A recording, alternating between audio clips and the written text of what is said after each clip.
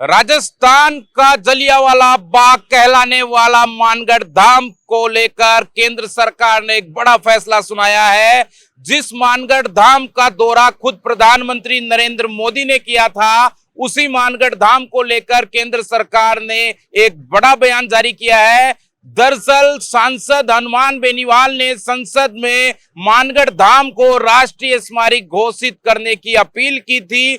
उस पर लिखित बयान जारी करते हुए केंद्रीय सांस्कृतिक एवं पर्यटन मंत्री गजेंद्र सिंह शेखावत ने लिखित बयान जारी किया है। उसमें कहा कि मानगढ़ धाम राष्ट्रीय स्मारक घोषित करने के लिए अयोग्य है। ये राष्ट्रीय स्मारक के जो मापदंड है उन पर खरा नहीं उतरता है। साथ ही उन्होंने कहा कि मानगढ़ धाम में आधुनिक निर्माण, नए निर्माण हो चुके हैं, इसलिए उसका जो पुरातात्विक अस्तित्व है वो कहीं न कहीं बाधित हुआ है, जिसकी वजह से ये अयोग्य है। इसको हम राष्ट्रीय स्मारक नहीं घोषित कर सकते। इस पूरे मामले पर सांसद हनुमान बेनीवाल ने केंद्र सरकार पर बड़ा हमला किया है।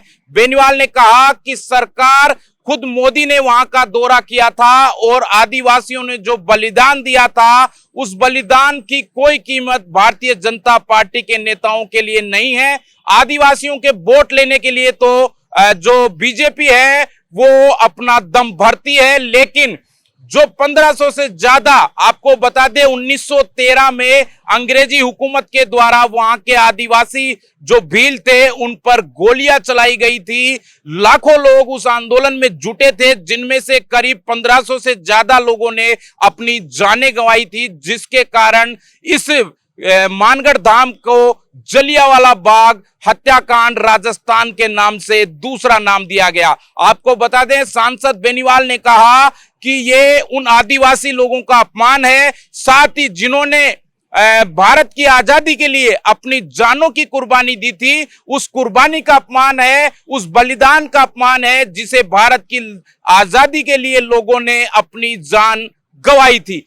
देखने वाली बात है, भारत सरकार के द्वारा यह स्पष्ट कर दिया गया है कि मानगढ़ धाम जो कि राष्ट्रीय स्मारक घोषित करने के अयोग्य है, लेकिन इस पूरे मामले पर नागौर से सांसद हनुमान बेनीवाल ने केंद्र सरकार पर तीखा हमला किया है। सांसद बेनीवाल ने केंद्र सरकार पर कई गंभीर सवाल खड़े किए हैं। उन्होंने कहा कि प्रधानमंत्री मोदी खुद यहाँ आते हैं और यहाँ की बलिदान गाथा वो सुनाते हैं और इस मानगढ़ धाम की तारीफ करते हैं, लेकिन जब उस मानगढ़ धाम को राष्ट्रीय स्मारक घोषित करने की बात आती है तो केंद्र सरकार अपने कदम पीछे हटा लेती है। देखने वाली बात है, अभी फिलहाल मानगढ़ धाम को लेकर राजस्थान ही नहीं, पूरे केंद्र की सियासत गर्मा चुकी है।